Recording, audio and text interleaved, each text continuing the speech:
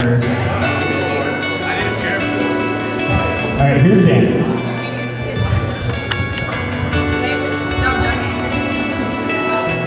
Alright, I'd like to just begin by ladies and gentlemen, if I can have your attention, please. We just want to take a moment to thank everyone for coming. Said I had to stay back, so I feel like I'm in the corner. But on behalf of Jesse and Jessica, we just want to say thank you for taking time and coming and celebrating with them today. And I just want to say thank you to everyone who made this day happen. There's a lot of work that went into today, and family came from the other side of the world. So we're privileged to have them here and the other side of the United States. So welcome one and all.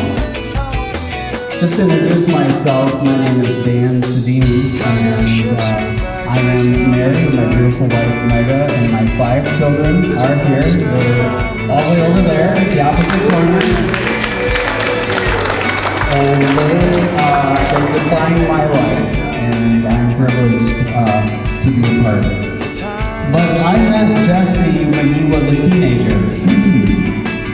Do I need to say any more? Teenager, the know-it-all, got it all down. No, Dave, I'm never getting a speeding ticket because I am too perfect for the law. Needless to say, Jesse got a speeding ticket. Anyways, I was serving as an associate youth leader for a thriving youth ministries here in Alpena called Powerhouse Youth Ministries, and Jesse came and began to get involved, and it was my privilege to watch as God began to change his life as Jesse yielded and surrendered to the Lord. And when that happens, you can tell that a person is all in. And Jesse was all in. And one of the things that was important when those kinds of transformations happen in your life is you give a person the opportunity to share a testimony. Can I get a witness? Hallelujah. Come on, somebody. And I organized the youth service that night and lined Jesse up to give him an opportunity to share with his peers what God had been doing in his life. And this is the secret story on their wedding page or their engagement page, under my little heading or my story about laughing at Jesse on stage. Here is the story. So Mr. Perfect came up there and he handed him a mic, and something happened to him because he said, "Hello? My name is Jesus."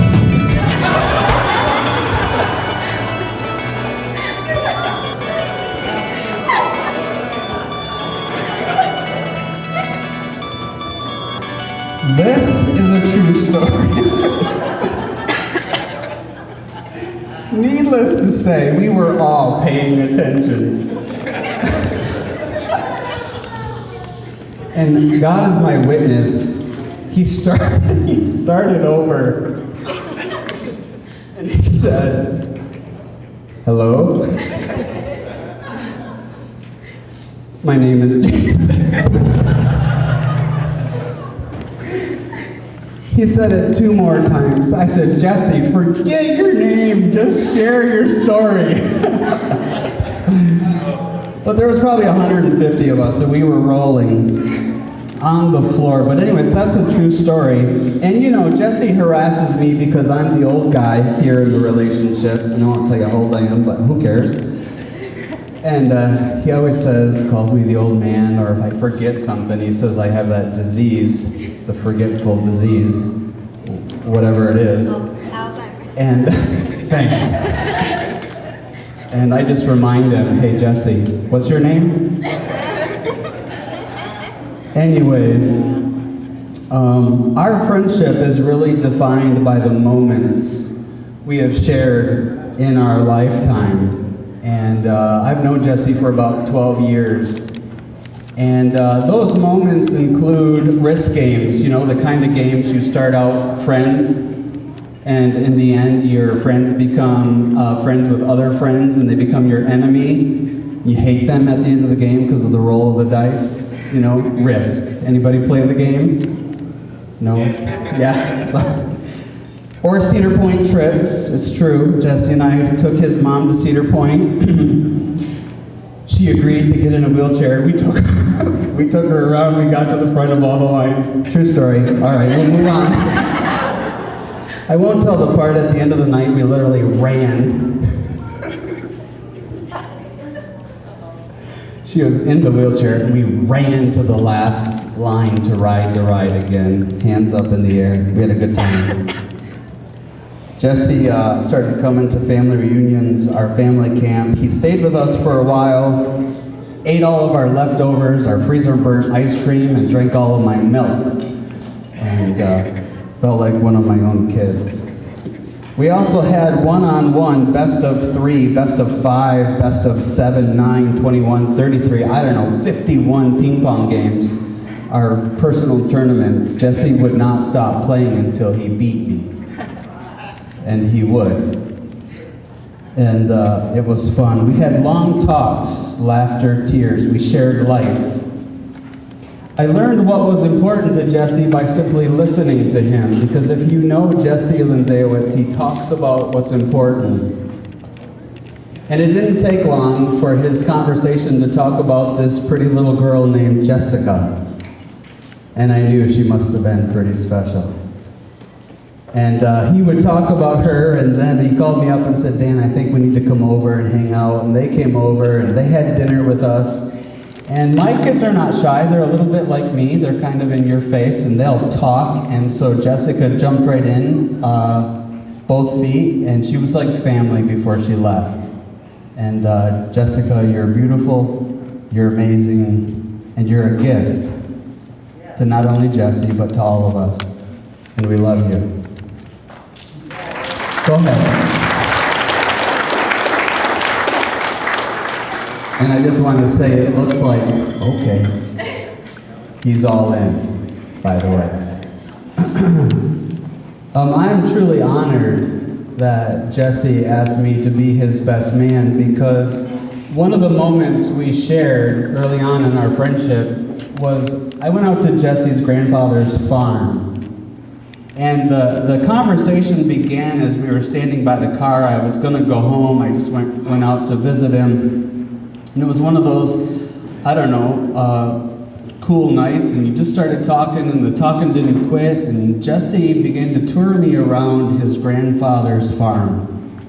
And we went from barn to shed to the corner of the property to this certain spot, and Jesse began to tell me the stories about the best man in his life. And that would be his grandfather. Jesse told me about all of his first times and the lessons he learned and the big vehicles he got in and the stories and the things his grandfather would have taught him. And I'm not next to Jesse today because I'm the best man in his life. His grandfather is that man, and I want you to know he's proud of you. I'm privileged to be Jesse's best man because we are more than friends, we're family. And I love him like he's my own son. And Jessica's father is going to come up, and he's going to help me close out my little speech here.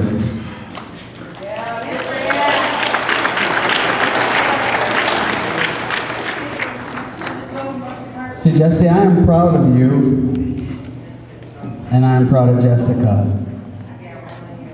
And we believe in you guys, and I am committed to walking through this journey called life to the very end. And so in closing, I'd like to have this quote. Ma chérie, Jessie, je voudrais que vous vivez chaque jour un moment après l'autre Et avant que vous en percevez, vous aurez partagé une vie entière. Je vous aime tous les deux. Vous allez me manquer aussi. And what he just said was, live each day one moment at a time, and before you know it, you will have shared a lifetime. Raise your glasses, ladies and gentlemen, to Jesse and Jessica, my best friend. You're here.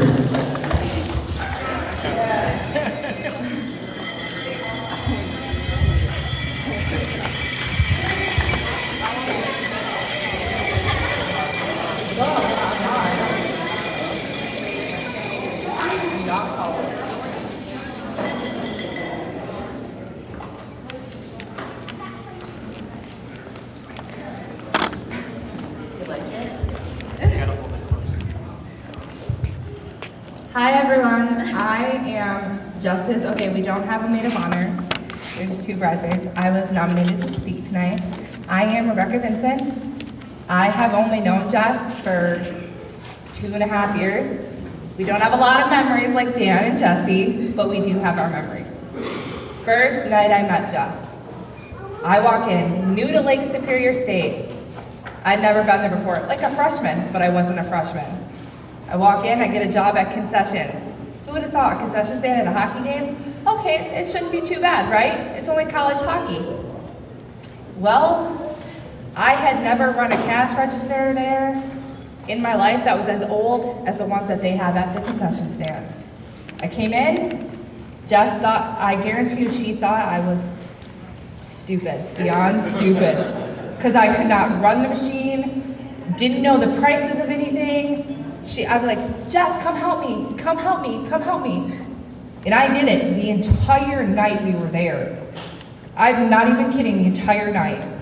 She was guaranteed annoyed of me by the time the hockey game was done. But during the game, of course you have to make, more popcorn. It's the first time we had got away from the register. The first time we had, got a chance to actually talk and actually meet each other, because I was just thrown into the loop and she'd been there forever already. We were making popcorn. First time I've ever been there. Brand new shoes, brand new Nikes. Wore them to make some popcorn, and Jess spills hot butter down the side of my shoe. At that moment, I want to let you all know, I didn't like her. It's like, no. So my new shoes, I like new shoes. She'll tell you that. I like my new shoes, and I like my Nikes. I have a thing for them. Okay, then from then on, we exchanged phone numbers that same night after she'd spilled the hot butter on my shoe. And ever since then, we are inseparable. Ask Jessie, where's Jess at? Oh, she's with Rebecca. On campus, doing whatever we were doing, working 90% of our lives, because that's what we did, because we're poor college kids, like every one of us. No. So we were inseparable ever since then. I don't have a lot of sentimental memories. We have a lot more fun memories than anything else. I was with them when they got their second dog, Bentley. Does anybody know Bentley? Yep. I was with them when they picked him up. Their first bath. Like a child. Kind of the same concept, but not really. So we've had a lot of fun memories. I'm not gonna make it long and drawn out, but you guys are perfect for each other. You have your ups and downs, it's every relationship, but you know what? You have more ups than downs, and that's what everyone looks forward to in life. So one day I will make it to Hawaii to visit you, I hope. So does Jess, because we're a little too far apart right now, and it pulls on our heartstrings a little bit. But I wish you guys the happiest life together. Thank you.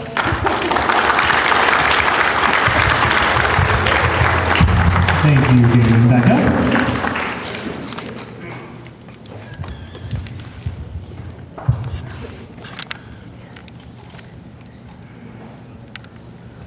All right, well, Well, we've got you guys on the dance floor.